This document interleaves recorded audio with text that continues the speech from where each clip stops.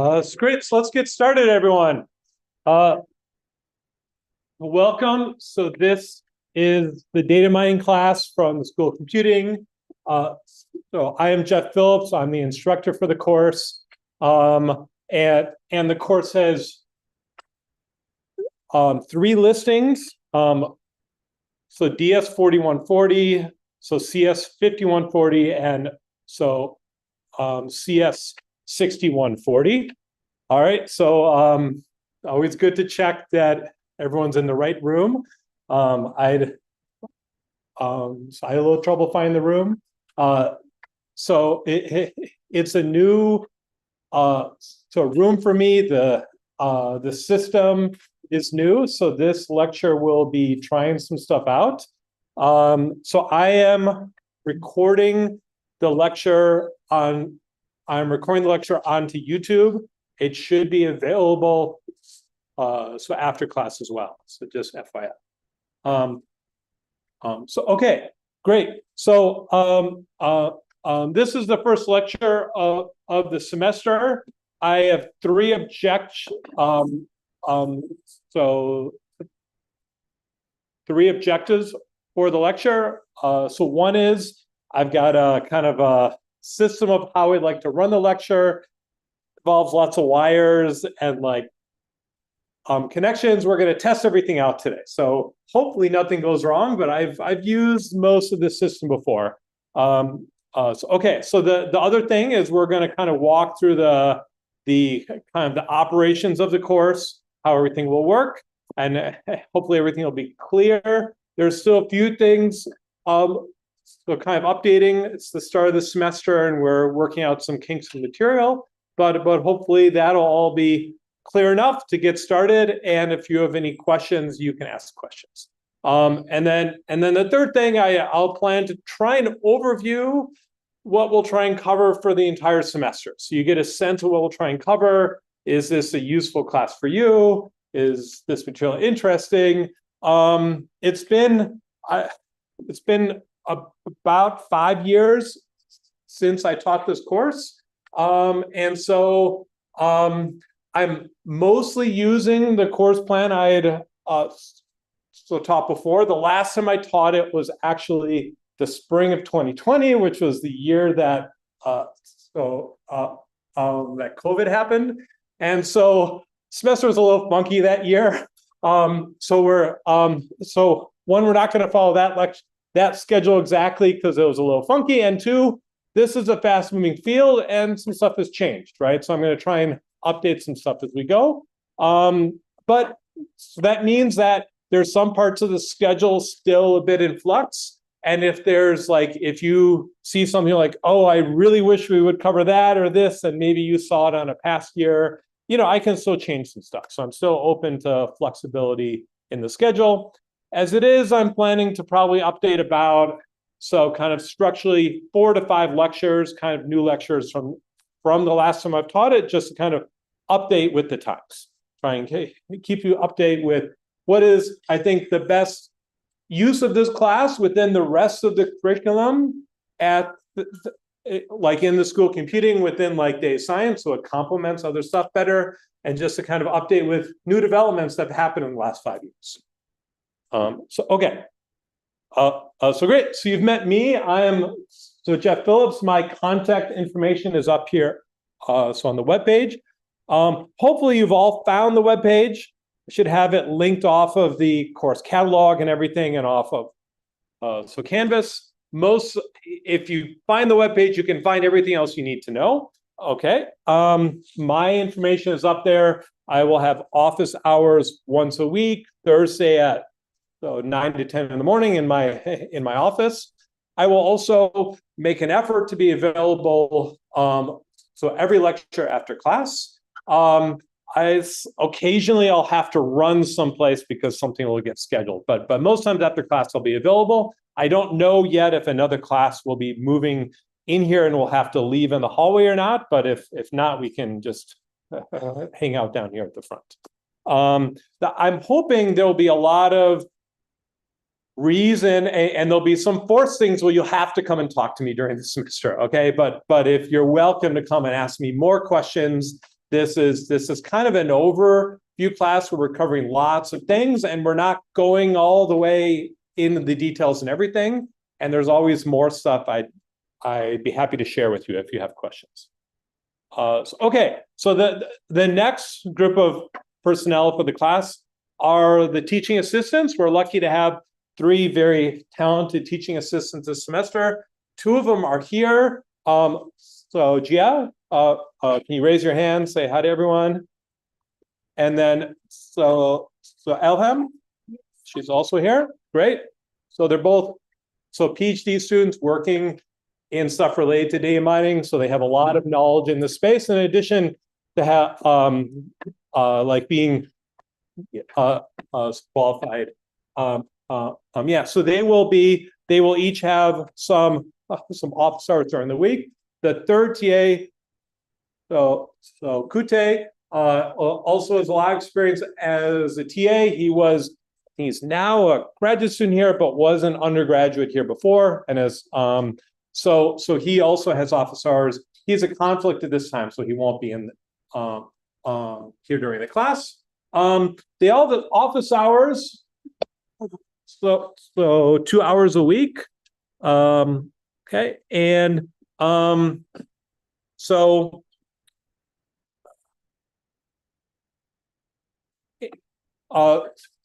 there are kind of 7 posted office hours a week plus my additional hours after class when I'm going to try and be available. Okay, I have structured the office hours for the TAs to mostly be Monday, Tuesday, and Wednesday morning. The homeworks will be typically due on Wednesdays in the early afternoon. And so it's when you tend to have unless you're planning pretty far ahead, that's usually when people want the office hours. Okay, so if you think these times are not going to work for you at all, please let me know. We can still flexible at this point, but if you tell me at the end of this semester, then that's not going to be too helpful. So I know you're still forming your schedule, but if you're like, I can't make any of the office hours, and then you should let me know now. Okay, I try to put them at some different times. Right, there's one. So Jazz is right after this class at 3 o'clock. So he'll probably walk back to MEB, and then he'll have his office hours on Monday after this class. Right. So great. So okay, so as I mentioned, we're gonna I should be able to live stream the lectures on YouTube, and then they'll be archived there. So you will be able to review the lectures. I would really, really like you to come to court, to come to class and interact with the class, right? I think you get a lot more. I think you get, okay, so I will say honestly, you probably will pay attention more if you're hearing class, and you'll get more out of the lectures. I know I've watched lectures online, I've watched talks online. It's hard to pay full attention to them. You can probably force yourself to by increasing the speed of the lecture, then you have to pay attention, or you're not paying attention. But if you're watching at twice speed, maybe you can review, and maybe it's better, but I would say it's probably 25% better if you're here so in person. We'll be able to like interact with the class. Okay, but that's actually not, I think, the most important reason for coming to class. Okay, you're coming to class, you're building a network of other people that you meet at the university. And when you are here In person, you should interact with your peers. You should talk to the person next to you. When you come in, you should chat about stuff. You can talk about, oh, this homework problem is hard. You have a good way to approach it. You're going to meet people. You're going to have to work on a group project in this course. You're going to have to find a partner for the group project. When you graduate and you leave and you go into industry, you're kind of or into graduate school or into after graduate school into someplace else. Your network that you build here, the people you know, is going to be an extremely valuable resource. This has been true for me as I went through school, and I think you should make an effort to come here when you can to get to know other people and to talk to people. And I'll encourage people talking with each other. If you want to chat a little bit while I'm lecturing, as long as you're not disruptive, I'm actually kind of in favor of that because I want you to interact with each other. This is a super important thing. This is way more valuable. This is the most valuable thing about coming on campus and coming to the lecture. Okay, there'll be some times when you have to come on campus into the lecture. We'll force some things. If the attendance drops too low, I'll have to add more mechanisms, probably graded mechanisms, to force you to be. Okay, but I think this is really important. But I also know that you will have some stuff will come up and you'll miss a lecture and you want to see it, or you just want to review something I said. So they're going to be on YouTube. Okay, let me test it today and maybe Wednesday, and then once I have it, I'm confident I have it all set up. I'll show you how to access it in case it's not hard, but it should be easy to find and organize, and I'll post links. Yes. Okay. Okay.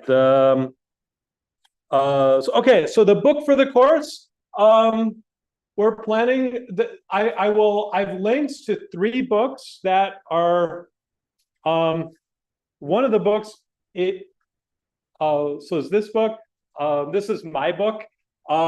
So you aren't required to buy it for the course. There's a free version online that has some typos in it still. It's not the printed version with the formatting from Springer, but it's sufficient. So I'm not going to force you to buy the book, but if you want it, it's so it's available. I'm not going to exactly follow the book. Okay, I'm going to kind of mostly follow the book, and that's where most of the material will be out of. But as I've said, so this book came out after the last time I taught the course. So this will be the first time I get to teach it after the book came out. And I'm updating a few of the lectures because the field's still changing. Okay, so it's not exactly following, but if you want to kind of see what a copy looks like, you're welcome to come see it up here. I think it's not too expensive on like Amazon and stuff. So like I've seen on sale for like $30 or something like that. So I don't control the pricing. Okay, the videos will be here. Prereqs. If you're an undergraduate, we enforce prereqs. If you're a graduate student, we kind of trust that you kind of had the prereqs into this course. But we do expect some kind of knowledge. We expect some background in kind of being able to write some code in Python. This should not be a bottleneck for you if I ask you to code something up fairly simple. Background in some notion of algorithms, though it's not going to be, the concept of algorithms will be important to think about scalability. We're not going to do a lot of like runtime analysis or anything. Like probability, basic ideas about probability are kind of going to be essential. We're not going to, I guess, formalize a lot of stuff through probability. I think a lot of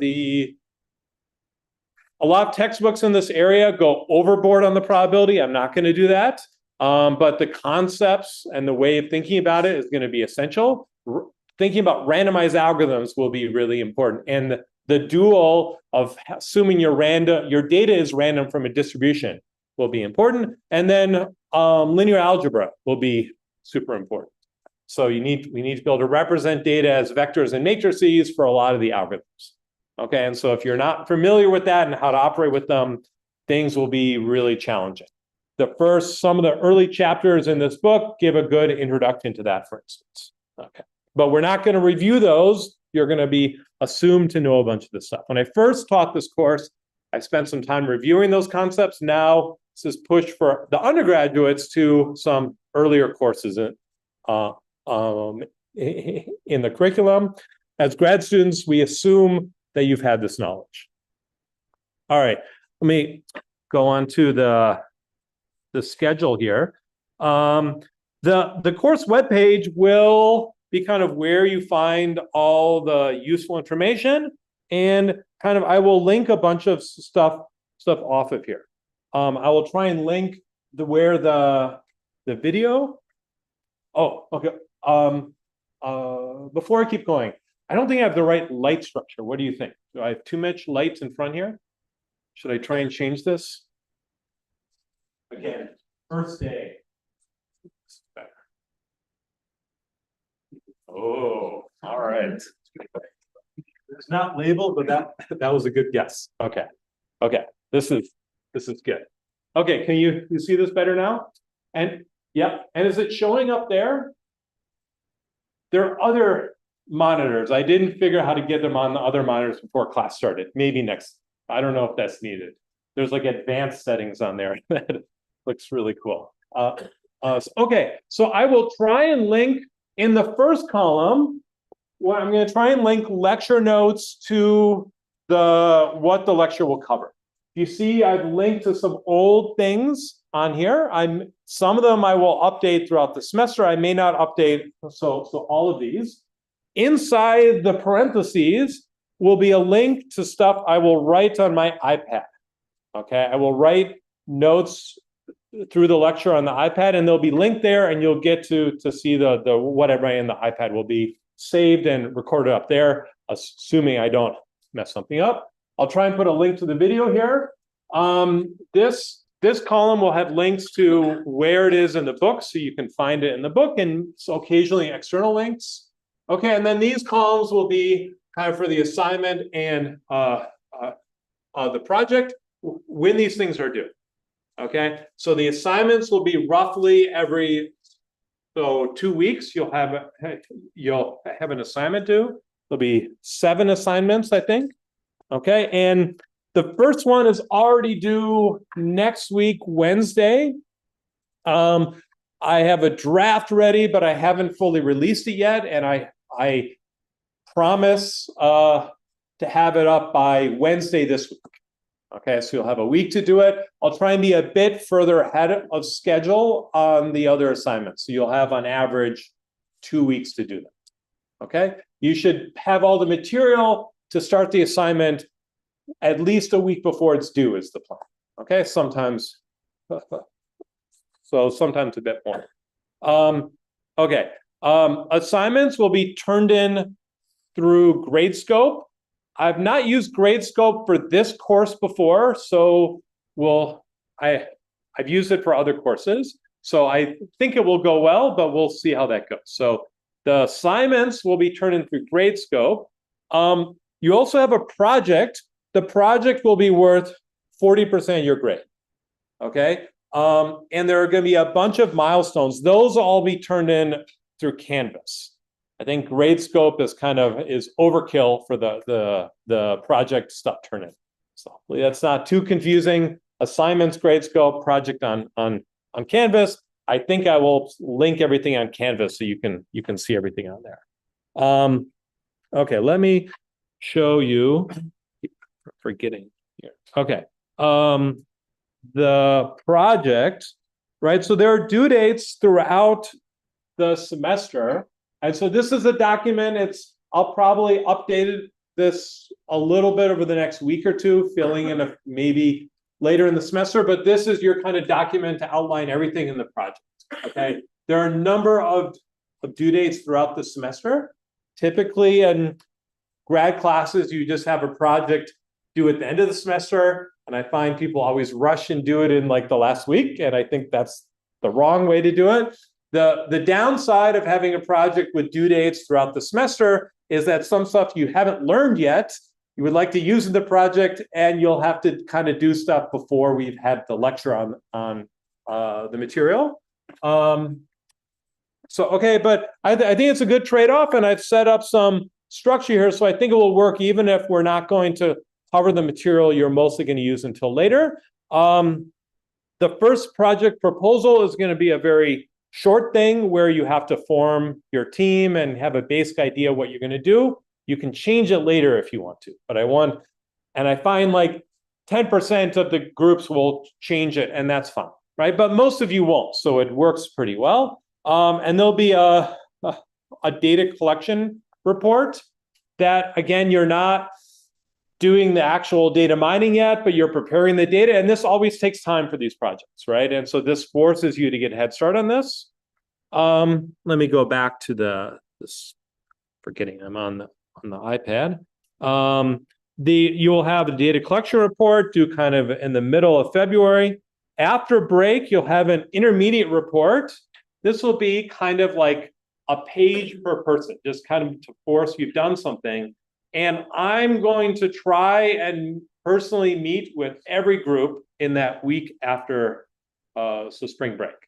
Okay. You can imagine there are over 100 people in the course, and so it's a little hard for me to schedule these meetings, but I think this is really important to kind of, you'll have to have done something, and I will be able to give you feedback to help direct you towards kind of doing a better completion of the report.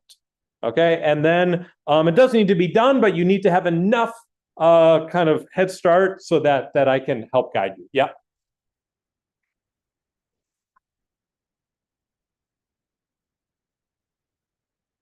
Yeah, is the discussion board not open?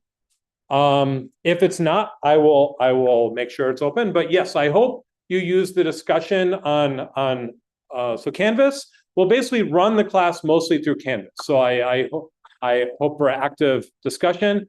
Also encourage you to talk with people in the classroom here and to try and find partners. But sometimes you want to work on a project and you want to say, hey, anyone else want to work on this topic? And that's a good way to find them as well.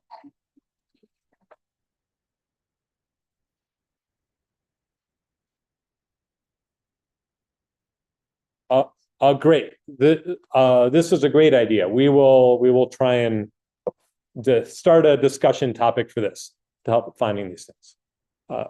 Great. Good. Okay. And then at the end of the kind of semester, there will be you'll have to write a final report. It's going to be 4 pages per student, so it scales with the size of the group, and not more than that because I have to read all of them, and so otherwise I have all these rules. Like at most 4 pages, the font has to be at least 11 point. You can't have really small margins because in the past people wrote too much, and I had to. And it was too much for me to read. I want to read them all and understand what you're doing. But okay, but that's actually due kind of in the middle of April, which should be, so then you can do your projects for your other courses after you finish my project. Okay. And then after that, we'll have a poster presentation as well. The final exam will be your poster presentation, technically. So I've scheduled this during exam week, and I'm allowed to do it because it counts as your final exam. I believe this is the time 1 to 3 p.m. It's usually so it is usually a lot of fun. People really enjoy it, seeing everyone else's poster. That's kind of the point. You can do this very rapidly. You don't have to sit. Seeing through presentations can be kind of stale, but going around seeing other posters is it's a lot of fun. Okay. The challenge with it is I need to visit every single poster in a 2-hour window, and I probably will not be able to do that. So it take me probably more than 2 hours to see all the posters. So I will try and start early, and I will probably finish late, and I will do my best. I have to go through them all very, very quickly. So we'll figure that out this time. but 1 to 3 p.m. is the poster. Okay. Okay, the project as a whole is 40% your grade. You need to have groups of 2 or 3 people. More than 3 is too big. You probably know this. Someone's not going to do their share. Fewer than, if they're individual projects, there are too many projects for me to keep track with and meet with and posters to see. Okay, so I think 2 and 3 is okay.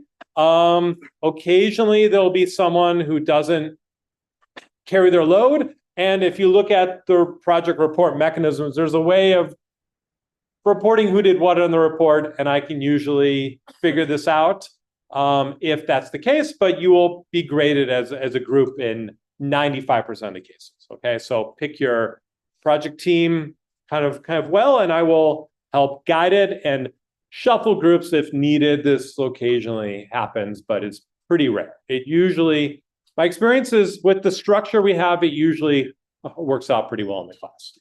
Okay, I think it's a really important skill to work with other people, especially in data science. People bring different skills to the table, and you're going to be spending your career working with other people, right? So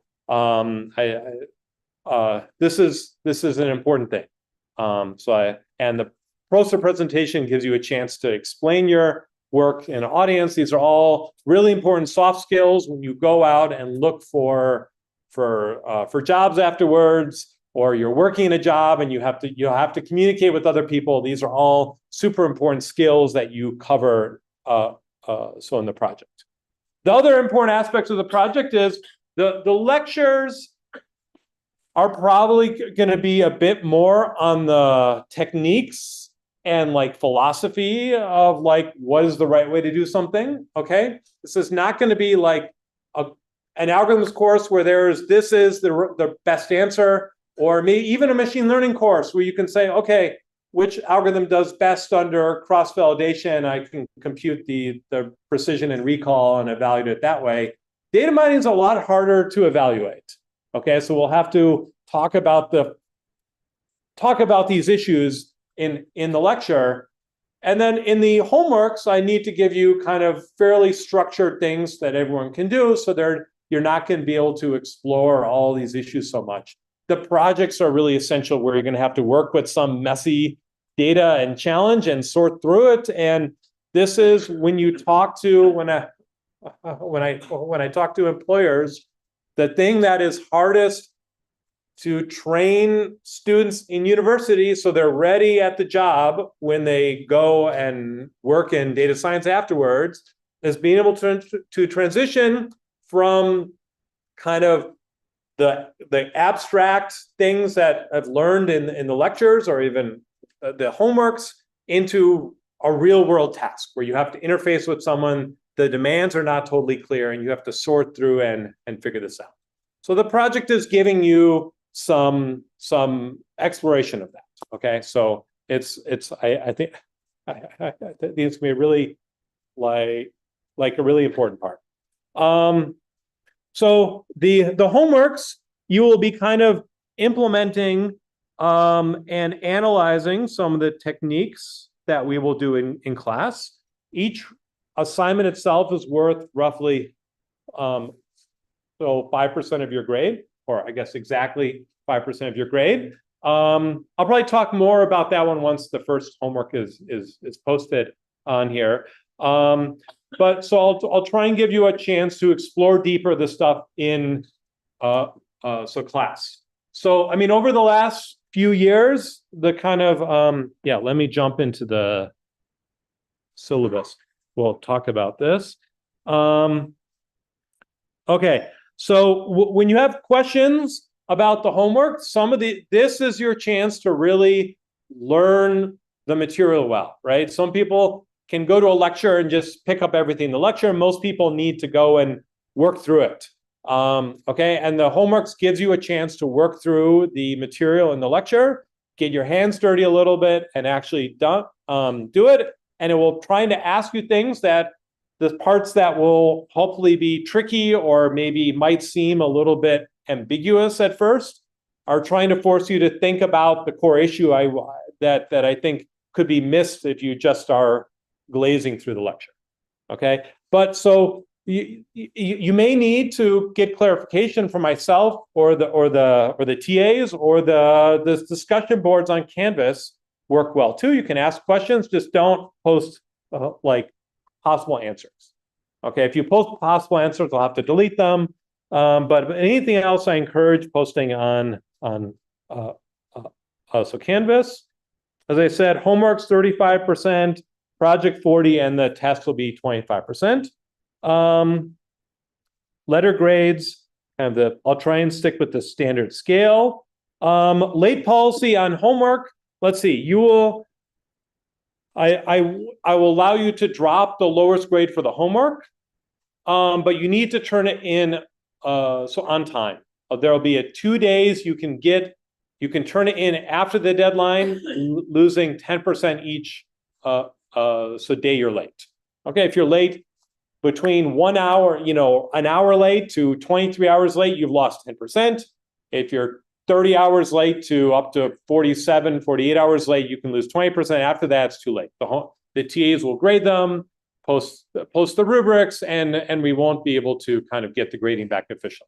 But the class this large, I'm going to have to keep kind of a rigorous schedule on the homeworks. Okay, so collaboration policy. I encourage you to talk with each other and talk through the homeworks, but write everything up yourself. Okay. There's a Gene policy. Hopefully, if you're sanctioned twice, you can't take any more courses in the department. People do get caught cheating, and it's really tough. It's not worth cheating. If you have an issue where you're falling behind, come and talk to me. My goal is for everyone in the class to succeed and learn the material and to do well in the course. I know sometimes crazy stuff happens in your life with a class this big. It's going to happen to a few people this semester. Come talk to me. If you cheat, it's going to make things worse because you're falling behind. It puts someone else in a bad situation. If you help someone else cheat, you're getting put in that situation too. That's unpleasant for everyone. So if you're falling behind or something crazy happens and you need to come talk to me, I will be accommodating. This is one of my strategies for handling cheating is to try and be kind of accommodating of stuff happening for students. Okay. Okay. Let me. This. Maybe this didn't get updated from. Okay. Let me see if I have. There's one more.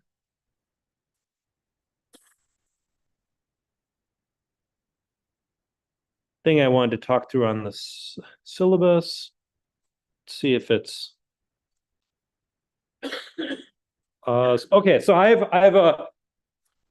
haven't moved the latest syllabus onto the webpage. Question. Yes, so I plan to have a bonus question on all the assignments. The bonus question you'll be able to score more than 100% on the assignment. It's probably not going to be if you wanted to kind of say, I want to get the most points for the amount of time I spend on it, it's probably not a good trade-off. You can get like a couple extra points, and it's going to be as hard as something worth 35 points. Okay, so you're not going to be able to make up a lot of points by doing the bonus, but they should be hopefully interesting and challenging.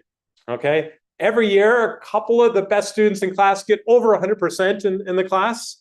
Okay, these are students who are engaging in the bonuses, and there's a very wide variety of people who come in and take this course. It's probably normalized more so than it was when I taught this course like 10 years ago. But I want to keep everyone challenged and also make it accessible and everyone to be successful. And the bonuses are hopefully keep everyone challenged. But you're not going to be able to make up totally missing something by doing all the bonuses. It'll help, but it's probably not the avenue for doing that. Yeah.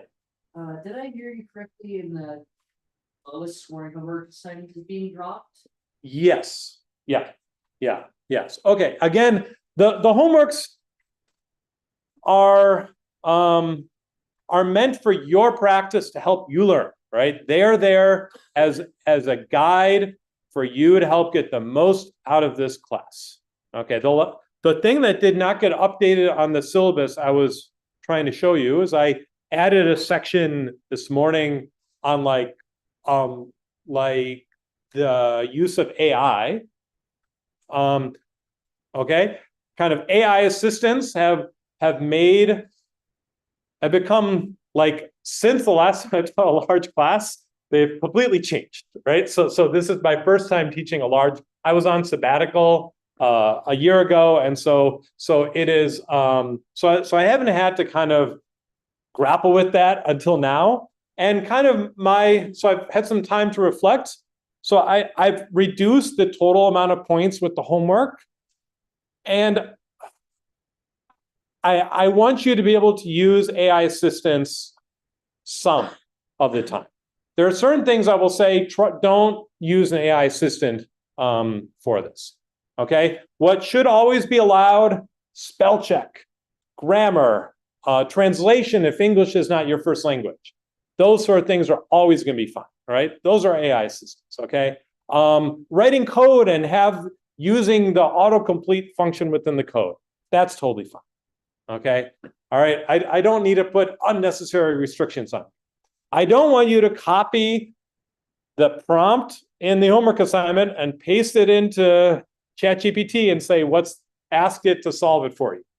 This defeats the whole purpose of the homework assignments. Okay.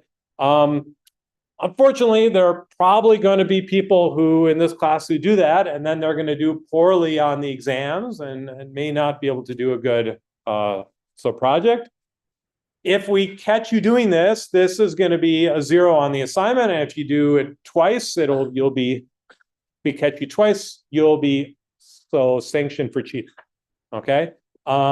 So you can use it to accelerate the way you do the work, but the point of the homework assignments is for you to explore the material. They're not meant to be hard to do if you have the background in computer science, or maybe some things that are challenging to think about. And you can maybe even ask for a little bit of help in trying to figure out what the answer is once you understand the question. Okay, but I want you to think through, what is the question asking, and what should the output look like, and not just blindly have it reproduce an answer. This is not going to help you. Okay, this is maybe gives you a higher grade in the class, but it's not going to help you learn the material. Okay. Okay. So I wrote something in the syllabus. It's not posted online yet. By the end of the day, it'll be up there. If I put more restrictions where I say you kind of like the bonus questions, you should try and I don't want you ever to use kind of a chat bot to try and help answer it. But like, if you're like, I need to know how to create a plot for something, ChatGPT, how do I plot this, right? That's totally fine, right? So that part that's not the point of. That's useful to learn how to do this, but you can use these assistants. I want you to think about what the homework question is asking. So if you just paste the prompt in there, you're not going to learn much. Yeah.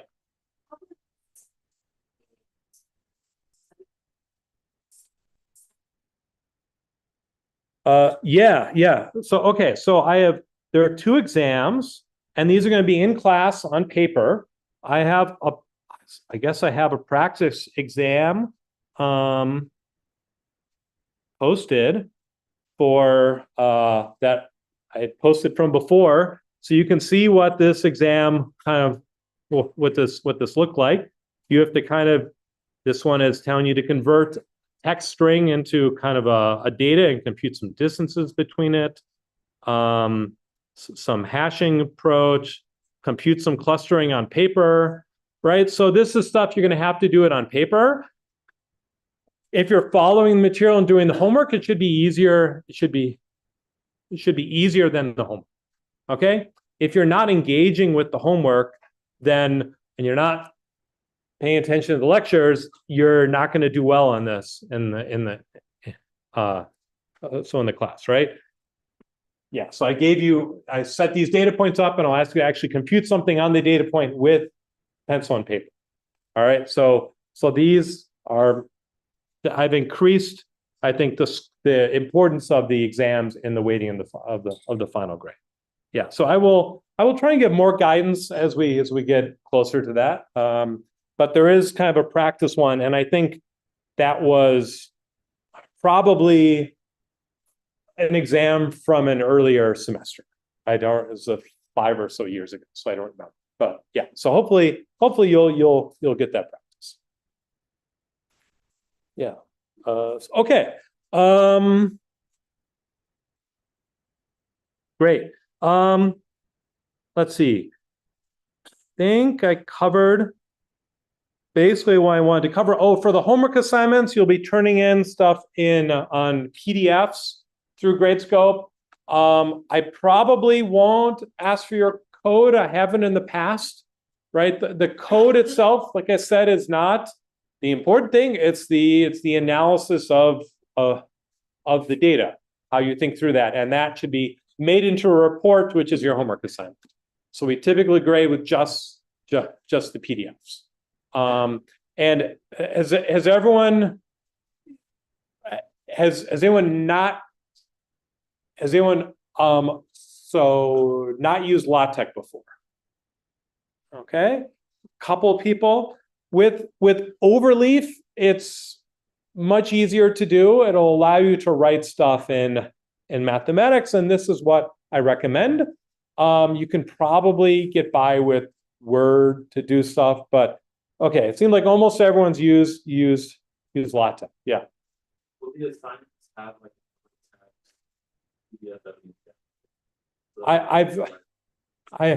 I've done this in the past. Yeah, it's not there's not a space to write on it. So, but I might, yeah, I've given the source in the past. So I'll either do this or we will set up kind of a template for the assignment. We're still working out how we'll do this, but I'll try and make it convenient for you. With about 3 or 4 years ago, I was saying, you don't really need to use LaTeX. Probably Word is fine, but with Overleaf, it's really not too hard. So when we have a linked directory here, that if you click to this, it should see in Overleaf this kind of example. You edit stuff here. I've set everything up, and they're examples. So it really, if you haven't done before, it really should not be too hard.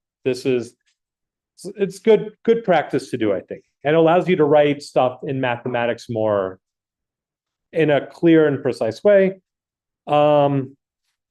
Yeah, I think the overhead is not too bad.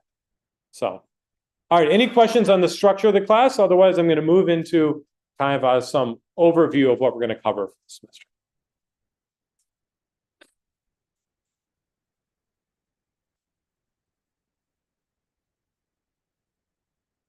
Yeah, so students from all sections of the class, there are 3 sections, they're all roughly the same number of people to a kind of factor of 20%. They can all work together on assignments and the project. In the past, I've sometimes set the final grades a little bit differently for the sections. So that is a possibility. I might grade them kind of. I leave the chance to potentially grade differently across the sections in the final grade assignment. I will try and make this clear when it happens. Sometimes one of in the past, say the undergrad CS version, the grades, there were a lot of like really amazing graduate students that year, and I kind of wanted to increase the grades for the undergrad students a little bit. That's happened a couple years, so that might happen. But working together is totally fine. Yeah. Yep. Yeah, that'll be true for everyone. Again, kind of the homeworks are not. I don't want to emphasize the homeworks are for your benefit, right? So that's I hope everyone does very well in the homeworks. This should be you should practice doing these, and you should spend time to do really well in the homeworks. And if you're doing well in the homeworks, you will get a lot out of the course. All right. If you try and just get a good grade in the course with minimal effort, you're not going to learn as much. And so I'm going to try and keep mechanisms to help you kind of make sure you learn in the course, but some part you have to do in your own. Yeah. So, but I'm happy to drop the lowest grade, but you can't.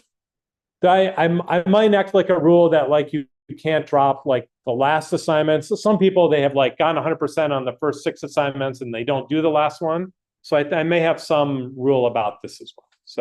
So you have to do all the assignments. You have to make an effort on all the assignments, and then you can drop the lowest one.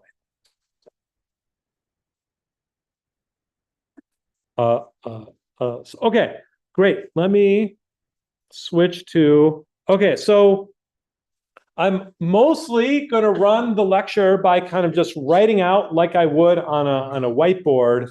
On my iPad, it'll be broadcast on here. Today, I just have slides just to go through a lot of material. Occasionally, I'll pre-process some things to put on slides as well, like if we have charts and figures and stuff, or to maybe show some demos. But so this will be not exactly like a usual lecture. It'll be mostly developing it as I'm writing it here. But this is on my kind of iPad, and I can write on here. Okay. So all right. So this is kind of the first question, and I first taught this course in 2012, maybe it was 2012. And this answer has not become that much more, with this question, the answer to it has not become that much more clear. What is what is data mining? At the time when I introduced this course, there was already a machine learning course, although it was about to be kind of revamped.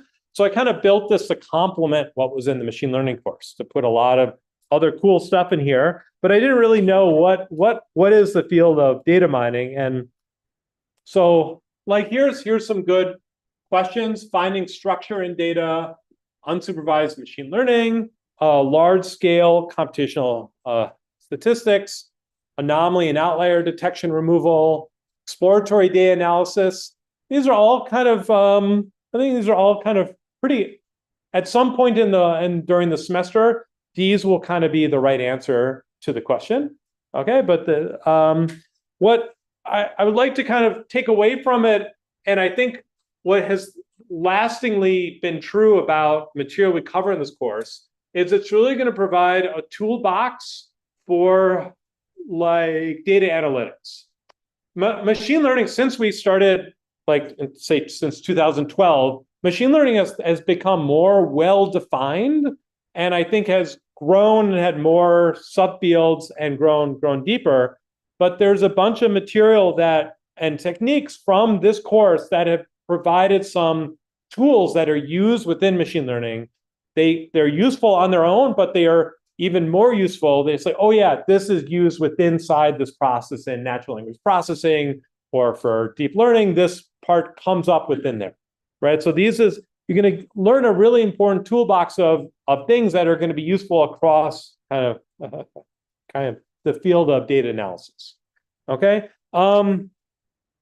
What I hope you kind of more abstract things to take away from this course are kind of the principles of converting kind of messy raw input data into abstract representations, right? Into things like sets or vectors or matrices or graphs, so that I can do something, right? When you get data, it's often, if you go outside of like the assignments, hopefully in your projects or in the real world, you're going to get the data is not going to be in the format that's usually taken as input to the algorithms we'll learn. So we'll have to think about how do we convert it into those structures. Once it's in those structures, then we can talk about the algorithms on it. right? But the input is typically not the input to the algorithms. So the initial inputs, we have to convert it to some abstract representation, think about the algorithms once we've converted it, and then kind of addressing this trade-off between scalability, error, and some modeling. Okay, so there are going to be kind of two forces here. So in in a machine learning class, you're going to be able to use, or in machine learning in general, supervised learning, you're going to be able to use cross-validation to tell you what is the right way to do something. And with data mining, you typically do not have that. So you're going to have to think about what is the right way of modeling the data. And this is often ambiguous, and you need to use your own judgment about the problem. And then the efficiency, the algorithms. What can I do once I model it that way? And there'll be these trade-offs between how to do this, and data mining is thinking about this interplay between the modeling aspects, how do I represent the data so it's faithful to what's actually going on, versus I can actually do something really interesting and efficient, right? And so we're going to be kind of forcing these two things, we're looking at how these things interact with each other. Okay, and in some points, we're going to be focusing more on what can we do with the modeling, and sometimes we'll be talking about really far on the efficiency scale. What if we have these really, really massive data sets? What can we possibly do? And then you kind of give up some of the modeling to be able to scale up to giant sizes. Okay, and there are these, you'll see this tension hopefully throughout the semester. So in every kind of data mining, I think, again, unlike, say, machine learning or artificial intelligence, differs a lot between how it's taught at one university from another. Okay,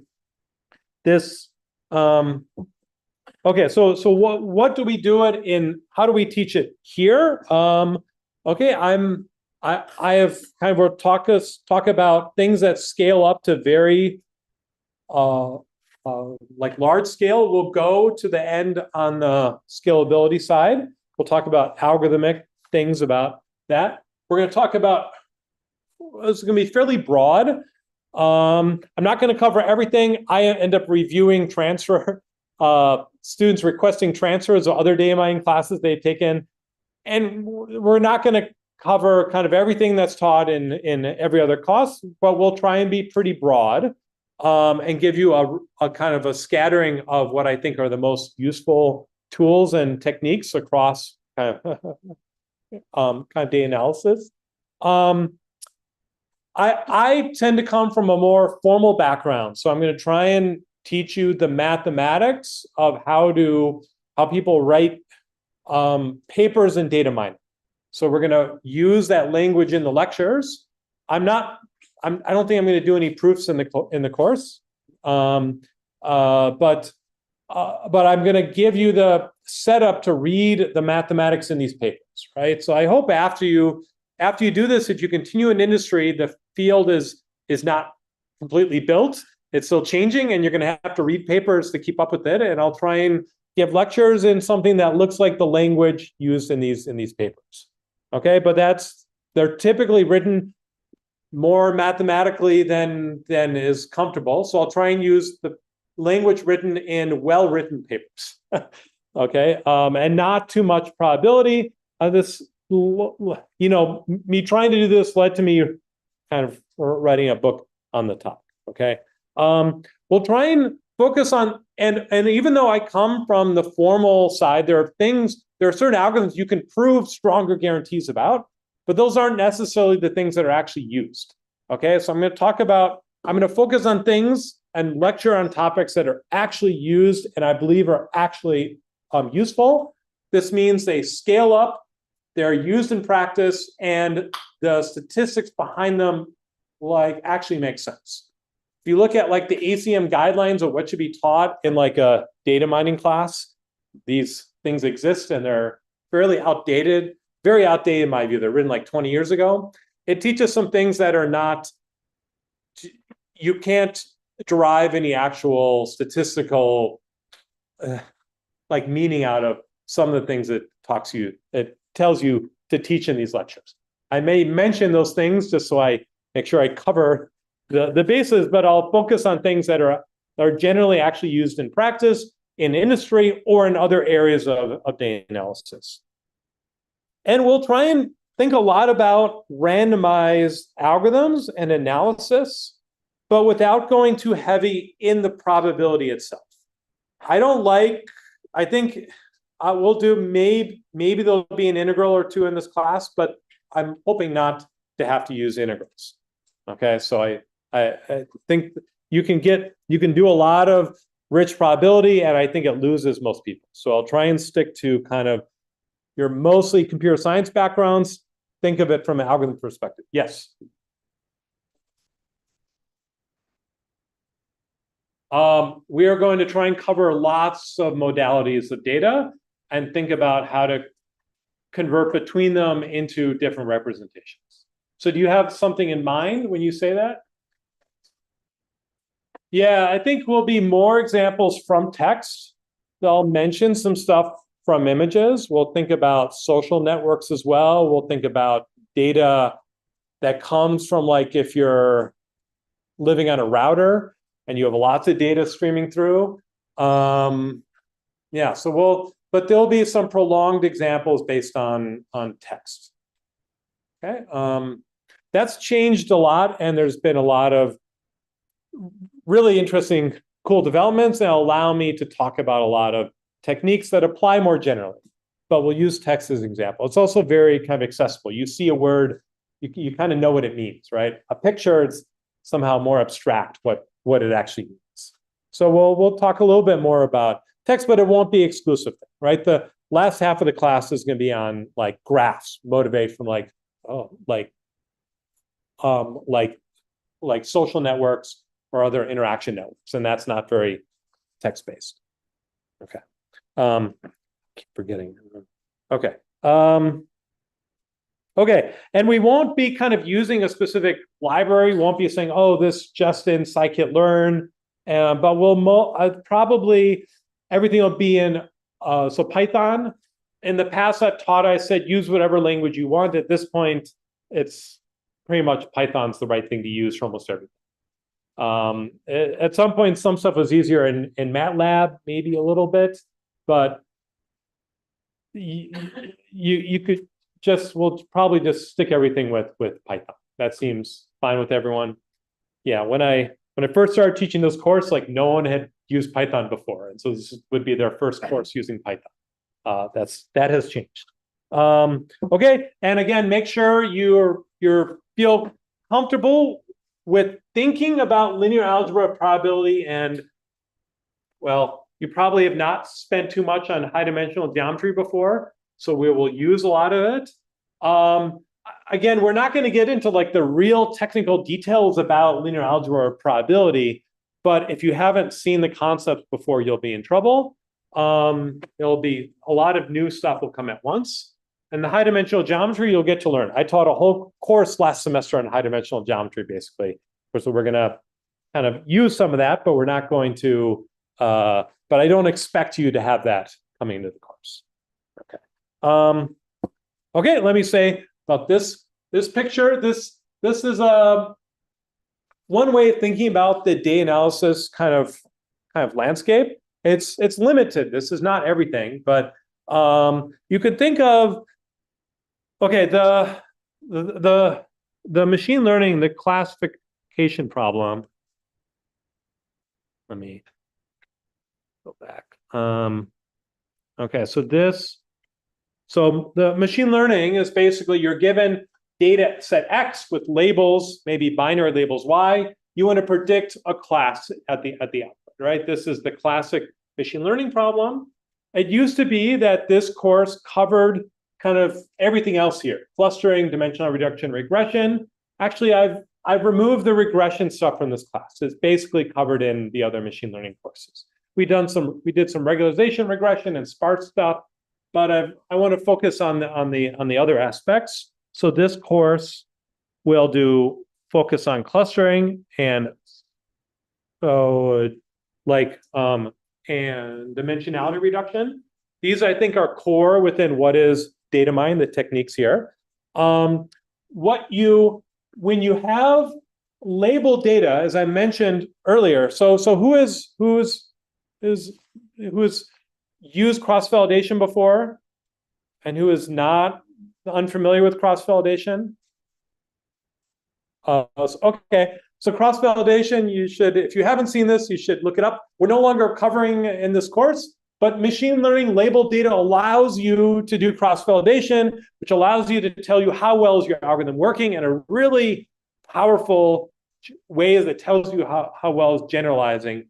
The data mining does not have the labels, so you can't do cross-validation. And it means that you're kind of getting some structured output. But is it a good structure or not is much harder to tell.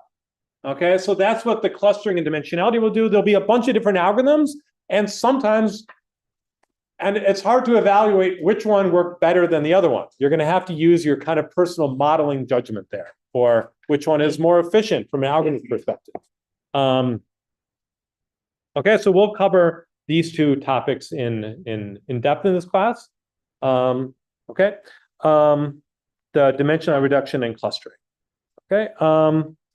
Okay, and so kind of broken it into kind of two parts. One is thinking about statistics, anomalies, uncertainty in the data, where you're just kind of, you have to think about why is it noisy, what's going on, and we'll go in depth about kind of use hashing as a way to kind of make this concrete. And then the other part we'll be talking about how do I uncover structure inside of the data set. And what does this mean? Finding duplicates or similar items with similarity, although there's a much richer story there. Clustering is finding groups of things in the data in some way. Summaries are finding condensed ways of representing the data. Dimensional reductions, you have really high dimensions, reducing it, and link analysis or graphs, when your data, that right way to represent your data is as a large graph, and you want to, what is the kind of interesting structure within that graph? How do we do this? So these will be kind of the big themes, and they're not quite in order here. Okay, so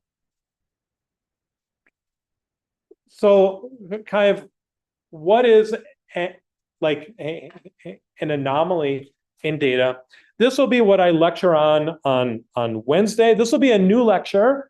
I feel like this is kind of important, and I never quite had a lecture on this before. So kind of, if we see something strange in the data set, how do we know is it really strange?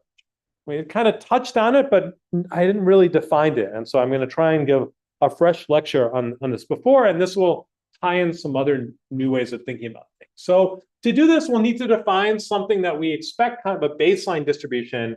How can we simulate data that we expect to see? And then how do we measure how unusual it is with respect to that baseline? This will be kind of the principle here. And I'll try and formalize this on Wednesday as kind of a one-off lecture before it gets into kind of structured themes here. We'll talk about some statistical phenomena that tries to explain why this question is non-trivial.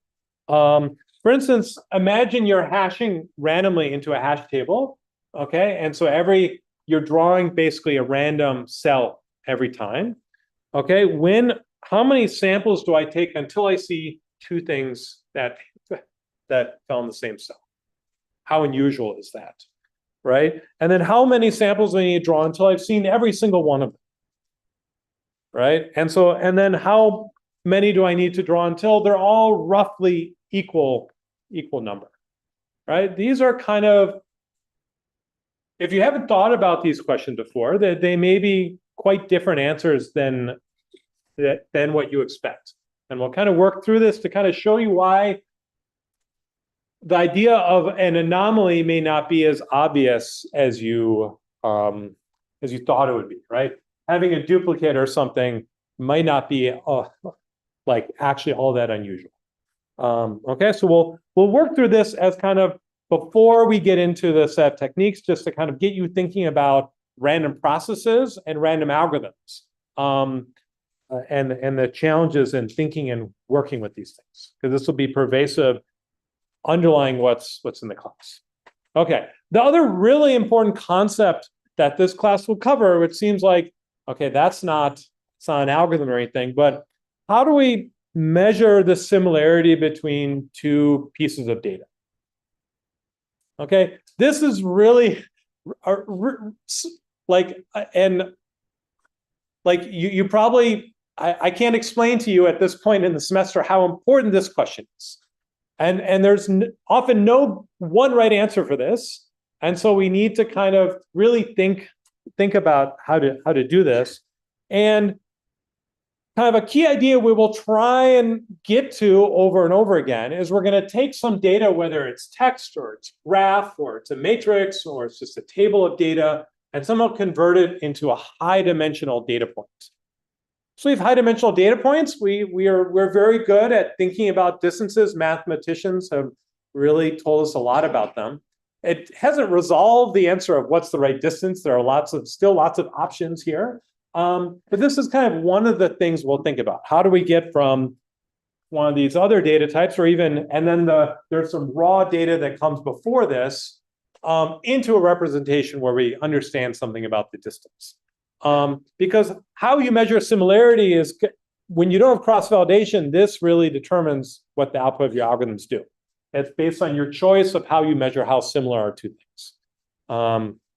Okay, so we'll spend time doing this, right? This seems strange, and I've increased the number of lectures on this sort of topic kind of over the years. Okay. Okay, and then once we have similarity, okay, what we want to be able to ask questions like, if we're given a very large data set and I have a query, is that query in the data set, or is something very similar to it in the data set?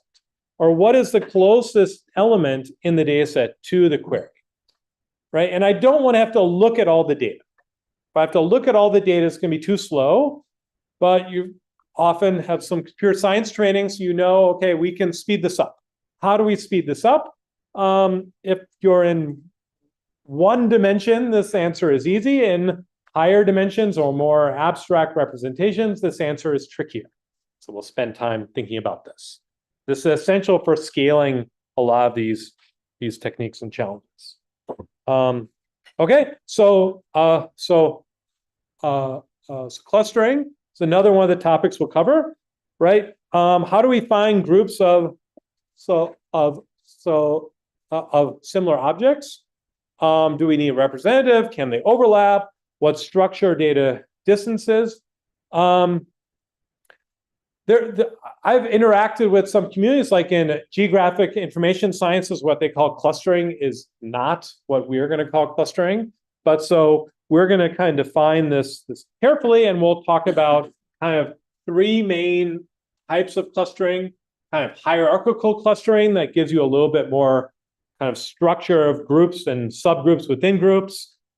These k-means and assignment-based clustering, where you're finding exemplar representatives from a number of sets.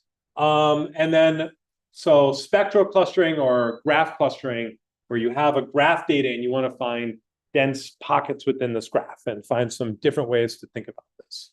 Okay, and these are fairly different ways of thinking about the clustering. There's also density-based clustering and some other stuff, but this will cover most of what people think of and use when they think about clustering. There's there used to be a whole course here where we would teach on clustering about all the different varieties. Okay, so we'll talk about this. It's a really popular topic. I personally don't find clustering a very useful thing to do, but I will talk and explain why I think that and when it is useful in the class.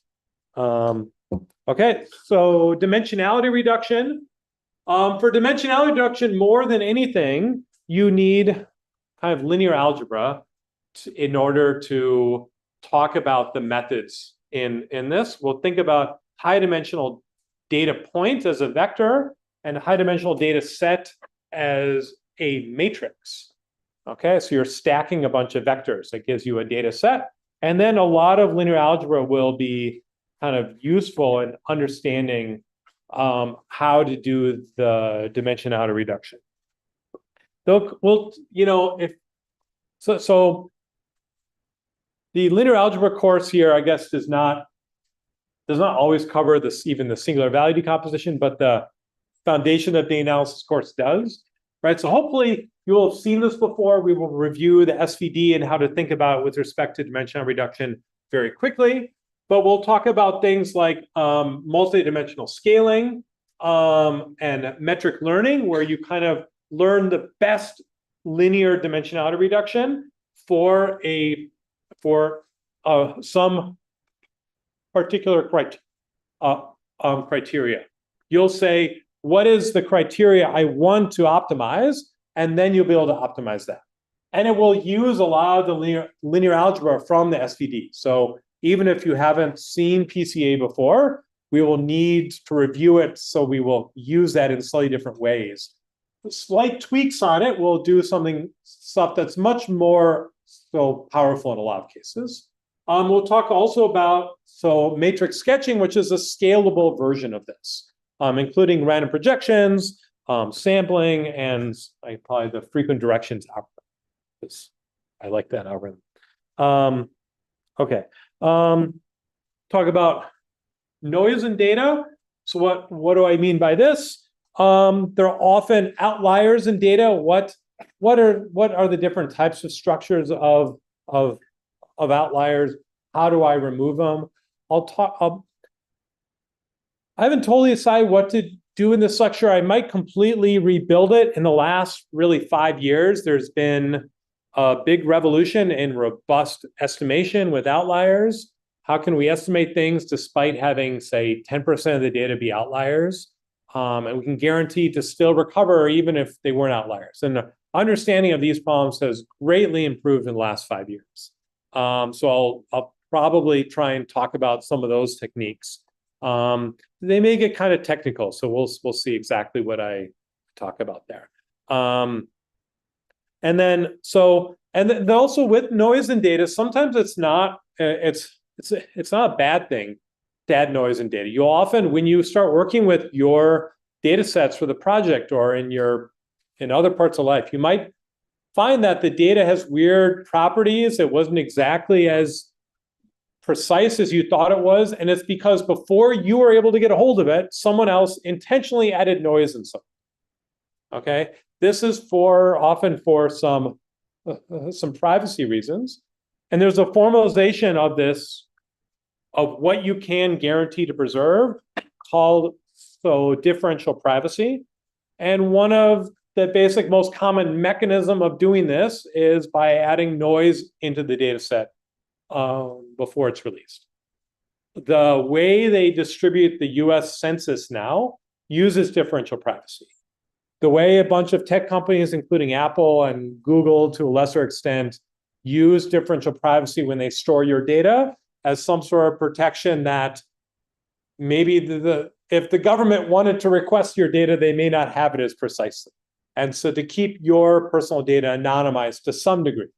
And we'll talk about this. So noise is not necessarily a problem you have to deal with, but sometimes something you want to interject because you can preserve the larger statistical structure, but not give away individual kind of information about this. Okay. Okay, and then finally we'll talk about graphs and link analysis. And I may add or remove a lecture here, but the main way I plan to talk about graphs is the linear algebra view of graphs. Okay, and this is where you kind of take a graph and you represent it based on its adjacency matrix as like a matrix. Okay, once you do this, you can apply a bunch of cool stuff from linear algebra. One of the way to understand this is called the way of modeling this can be thought of as a Markov chain, which comes up in other areas as well of data analysis. We'll review those. But what this gives you is this so PageRank algorithm falls out of this analysis, actually. So, okay, so who's heard of PageRank? Okay, that's not so bad. PageRank is basically the algorithm that made Google the best kind of the best search engine. So before they invented PageRank, the way you were able to search the web was totally different and not very effective. And we'll kind of build up a bunch of the techniques for how you do web search and how it works. And PageRank allows you to identify which are the important nodes in a graph in terms of the connectivity of the graph. And they modeled the web as a large graph between these web pages that link to each other. And it helps identify the important web pages, and those are the ones promoted higher in their algorithm. And this kind of completely changed how search worked, and is the reason Google is one of the main reasons Google was able to become such an enormous company. So we'll see this algorithm. We'll also look at communities and graphs. How do we find these subsets? It's related to the clustering problem. It's a little different than that. And I may talk about MapReduce, or I may talk about something else. So how many people have heard of MapReduce? How many people are interested in learning about it? So MapReduce is a very large, it's a way of scaling up to large, so parallel computers to do computation. And it was kind of developed hand in hand with PageRank at Google. They first developed PageRank and they had this algorithm, then they needed to scale it up to the size of the web. And MapReduce became a very dominant paradigm for a while. It's kind of been, the elements of it are still there in how we work with things now, but it's not as kind of a magical framework as it used to be. So I'll probably replace this with some different ways of analyzing graphs in this large scale sense. Yeah. So okay. So this is kind of, oh yeah. And then the one last thing is I'll talk about summaries for massive data. How do we think about this? This is on the very large scalability side of data mining. It turns out drawing a random sample, we'll talk about why this is such an important summary, but how do I do this really efficiently at scale in one pass? And how can I use hashing techniques and tricks to analyze data and pull out the most important and most popular things by using kind of hashing from hash tables, but not the way you typically use a hash table. Right? How do I approximate the kind of the density, and this matrix sketching kind of stuff I mentioned falls in here. So this will be another theme that will be kind of distributed across the class. And this will be useful for thinking about data on like a router. These really, really massive data where a router cannot store all the data it sees, but it has to process it. It wants to keep some statistics of what's going on without storing all of the data even. It can just read it once and update its kind of summary. How do we do this efficiently? Okay, this is the last slide. Okay, so again, themes for the course: intuition for how to do data analytics, really develop a toolbox of these really important ideas that show up all over the place. They have their own purposes, but they're kind of widely used within lots of other techniques. And how do we convert to these abstract type? How do we model data? This trade-off between efficiency and modeling, right, is really going to be the themes of this course. Okay, so I'll stop here and we can ask any questions. Otherwise, we'll be back on Wednesday and we'll talk about anomaly detection.